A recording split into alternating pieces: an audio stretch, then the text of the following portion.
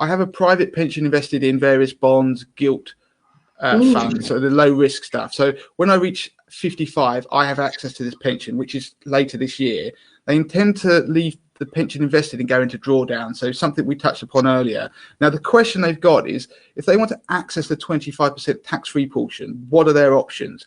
Could they sort of speculating, is it they can take 25% of every withdrawal as a tax-free lump sum and the rest is taxable? Could they somehow freeze their tax-free cash? They really want to know, how do you go about it? What are those drawdown options? Well, a lot of it will depend on what the pension provider offers.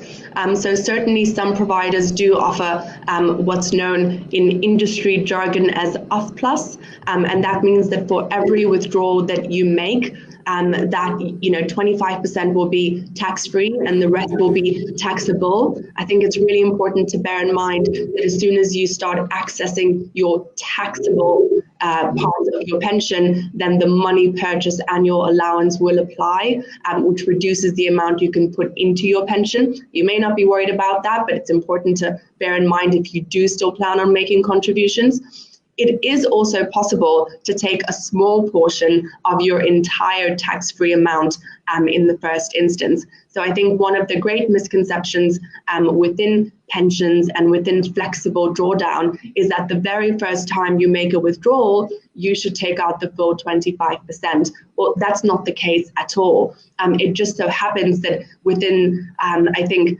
literature, product literature, it's always positioned as a default option. But there are many people who take 5% of their tax-free amount because they have a good use for it and they leave the rest invested. And the reality is there are few places that are as good as a pension for you to maintain your money. So the reason why you don't need to withdraw everything or your entire 25% is because you may not have a better place to put it. Within your pension, you can, if you take out 5% tax-free and leave the other 95%, you would continue to benefit from all of the things that the pension brings, which is that it can continue to grow within the pension on a tax-free basis. You could probably still continue to make contributions. If you are invested in a good pension, it's likely that it's well diversified across the world and across various asset classes. And generally speaking, you can get pensions as investments at a very, very good cost.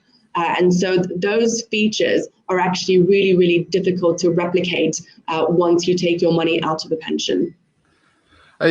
Romy touched on a number of good points in that answer. One of the things this week on the podcast, I'm going to explain a bit more about that money purchase annual allowance. We're not going to dwell on it here, but what Romy's pointed out, that if you do certain things, benefits, it can have a repercussion down the line. And it's particularly for people who are like this person saying they're going to carry on working and they may want to contribute to a pension still. So it's something that, for more information, we'll put links in the show notes of this, but also have a listen to the weekend's podcast, because then it takes Romy's point and that gives a little bit more to it, because obviously we're time constrained in this show.